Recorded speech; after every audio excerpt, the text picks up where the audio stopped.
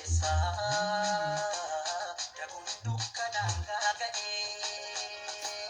dhaabbanni deemna har'a sittoota dhaabbata duuta'ee teessoo ulfina sabaaf maluuf oluuf hiraara nurraa bifa nu baasuuf jecha kan taatan aarsaa nurraa wayyo bifa nu baasuuf jecha kan taatan aarsaa nurraa siniin nuuf sodaa'e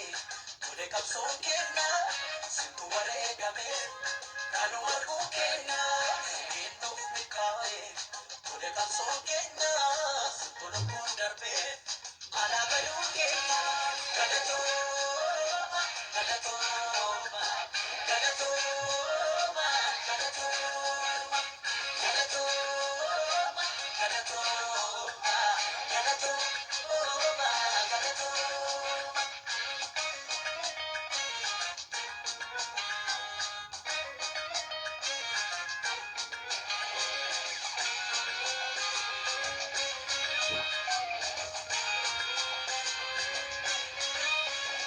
guyyaa gurraacha'e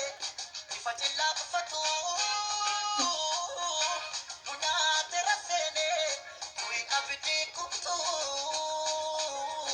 sintu wareegame nu boofate keessa kufee kufu kan dhugaaf dhaabbatu haqasaaf falmatu kufee badeenaafu kan dhugaaf dhaabbatu haqasaaf falmatu galatooma galatooma galatooma galatooma galatooma galatooma galatooma galatooma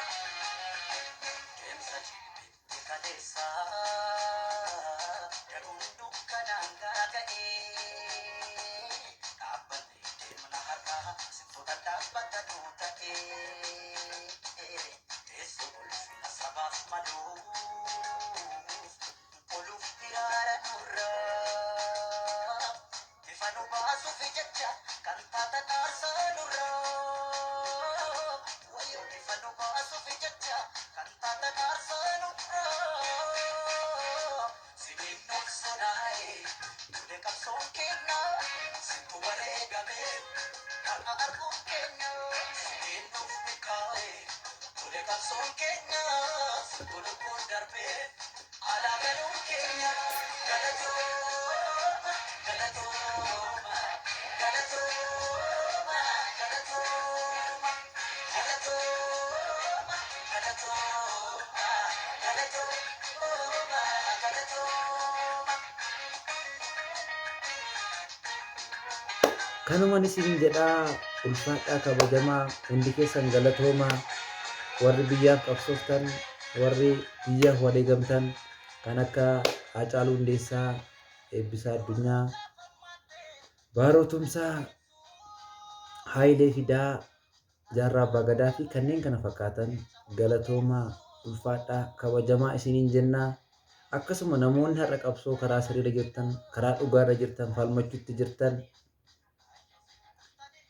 ulfaadhaa kabajamaan isiniin jedhaa. Isinis nus waliin taanee kaayyoo wareegamtoota kana galmana kageenyu abdii guddaan qabaa. Ayyaana gaarii isiniif haa ta'u. Ulfaadhaa kabajamaa isinan jaalladha.